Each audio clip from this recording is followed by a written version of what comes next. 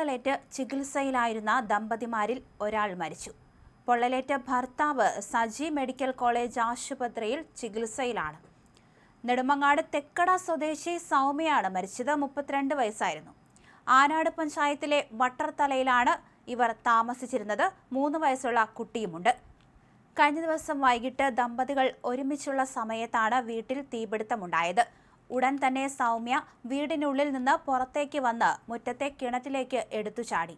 തുടർന്ന് സജിയും ബന്ധുക്കളും ചേർന്ന് സൗമ്യയെ കിണറ്റിൽ നിന്ന് പുറത്തെടുത്ത് ആശുപത്രിയിൽ എത്തിച്ചു. പിന്നീട് സൗമ്യ മരിക്കുകയായിരുന്നു. 1 മാസം മുൻപാണ് സജി വിദേശത്തു നിന്ന് നാട്ടിൽ തിരിച്ചെത്തിയത്.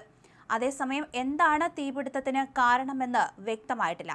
അന്വേഷണം പുരോഗമിക്കുകയാണെന്ന് പോലീസ് അറിയിച്ചിട്ടുണ്ട്.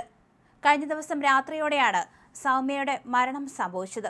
വീട്ടിൽ നിന്ന് പുക ഉയരുന്നത് കണ്ട് നാട്ടുകാരും ഇങ്ങോട്ടേക്ക് ഓടിയെത്തുകയായിരുന്നു. അതേസമയം പുറത്തേക്ക് ഇറങ്ങി ഓടി വന്ന സൗമ്യ ഉടനടി വെള്ളത്തിലേക്ക് ചാടിയെങ്കിലും കഴിഞ്ഞ ദിവസം രാത്രിയോടെ ഗുരുതരാവസ്ഥയിലായിരുന്ന സൗമ്യ മരണപ്പെടുകയായിരുന്നു.